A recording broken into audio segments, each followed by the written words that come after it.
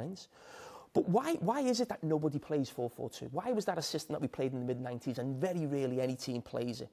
Because teams now play so many different systems, players moving about, the interchanging.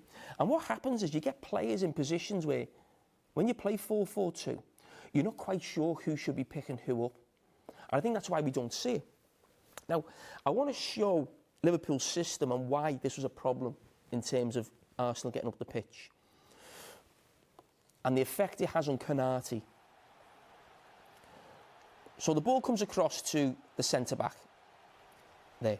So Konate comes over because he sees, I think it may be, is it Jesus? I'm not sure exactly who it is. It's Xhaka. And you've got Jesus in this position. But Trent's also thinking about this. So you've almost got a 5v4, if you like, behind Liverpool's midfield. And you're not quite sure, should it be the midfield? Should it be the back four who picks someone up? The ball then comes back over. And as the ball goes long, he's now found himself in between the two players because of the positions, between the lines, in the pockets.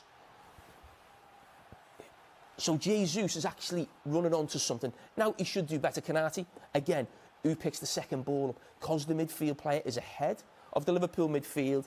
And Xhaka then runs onto the one in behind. There can be no midfield runner there because the starting position is actually ahead of them. And that's the way a lot of teams play now with those 5 attacking players. But Liverpool should clear the ball. And again, that's a huge mistake. Fabinho from there.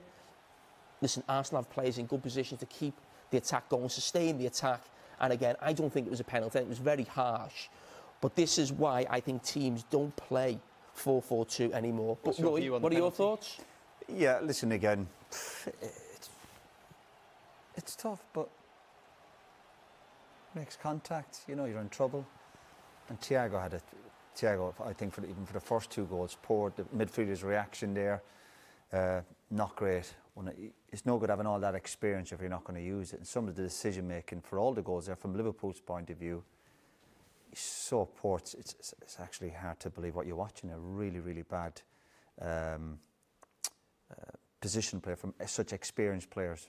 Can we talk now, with Arsenal top of the league after 9 games, about them, if not winning it, being City's main challengers this season? Yeah, at the moment, yeah, without a doubt. They're playing with confidence. Even the game they lost against United recently, they played quite well in the game. It's one of those days where United obviously beat them on the counter-attack. They're playing with confidence. They've got a bit of physicality now in the team. Even the 2 centre-halves, I know they've got a mistake in them, but there's that physical presence. They've got good experience in midfield. They've got young players full of energy, full of talent. They're scoring goals. You mentioned the atmosphere at the ground. It's electric. They've got that momentum.